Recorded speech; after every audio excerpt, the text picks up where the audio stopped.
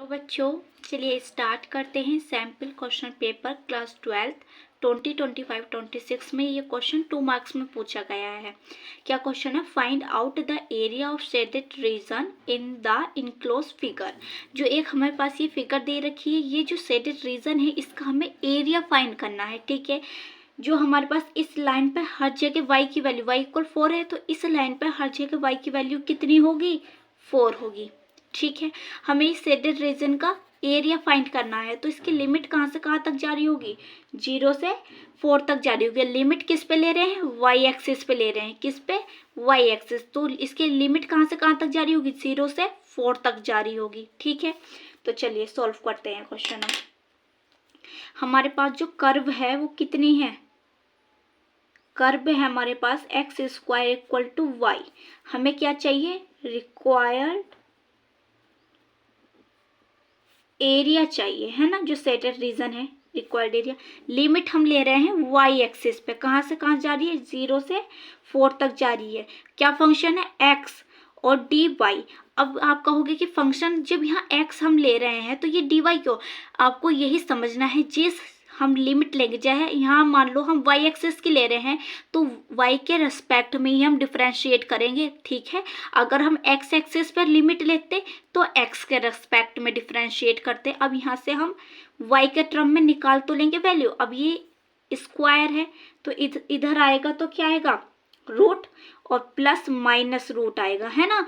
अब ये देखो, ये कौन सा क्वाड है? फर्स्ट क्वाड है। सिंस BNO जो है यहाँ लिख लो।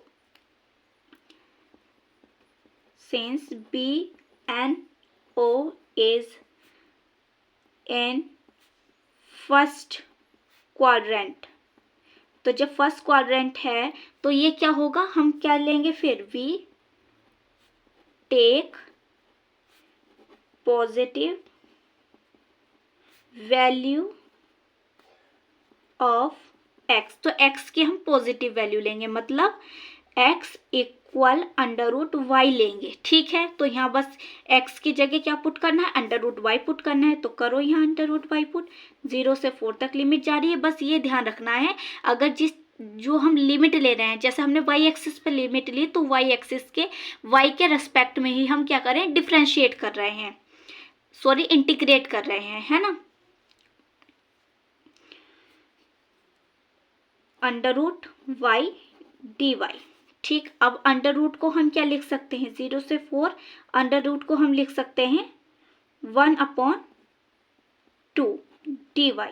ठीक, क्या लिख लेंगे? 1/2। अब इसमें हम लिमिट पुट करेंगे, इंटीग्रेशन करो। क्या है? 1/2 में 1 ऐड करोगे तो क्या मिलेगा आपको? 3/2। और जो पावर ऊपर बनती है वही पावर क्या आती है? अपॉन में आती है। लिमिट जा रही है 0 से 4 तक, तो ये ऊपर 2 जो है डिवाइड में मल्टीप्लाई में आ जाएगा, तो इसे बाहर लिख लें 3/2 को, और अंदर हमारे पास बचेगा y 3/2, और लिमिट जा रही है 0 से 4 तक। अब ये लिमिट पुट करनी है तो पुट करेंगे यहाँ 4 3/2 माइनस 0 3/2। ऐसे तो लिमिट पुट होंगी। ये तो 0 बन गया। 2/3, तो हमारे पास क्या बचा? 4 3/2 ये बचा। अब ये बताओ कि हम 2 को क्या 4 को क्या लिख सकते हैं? 2 का स्क्वायर भी लिखा जा सकता है, तो 2 का स्क्वायर लिख दिया हमने ये। ठीक है, 3/2 ये हो गया। अब 2 से ये 2 कैंसिल हुआ तो 2/3, तो मल्टीप्लाई 2 का क्या बचा? सिर्फ क्यूब बचा। 2 का क्यूब क्या होता है? 8, और 8 बन जाए 8 × 16/3, और ये क्या आ गया? Square unit. हमारा ये क्या आ गया? रिक्वायर्ड एरिया निकल कर आ गया, जो हमें निकालना था शेडेड रीजन का। और आपसे पूछता वो टोटल एरिया निकालने के लिए, तो आप क्या करते? 2 से मल्टीप्लाई कर देते। तो 2 से मल्टीप्लाई करते तो आपके पास क्या आता? 32/3 आ जाता है। ठीक है, तो हमने शेडेड रीजन का निकाला है, तो एरिया वो है 16/3। बस आपको ध्यान रखना, लिमिट का पता होना चाहिए। जब जो लिमिट ले रहे हो उसके रेस्पेक्ट में आपको इंटीग्रेशन करना है। ठीक है, वीडियो को लाइक करो, शेयर करो, सब्सक्राइब करो चैनल को।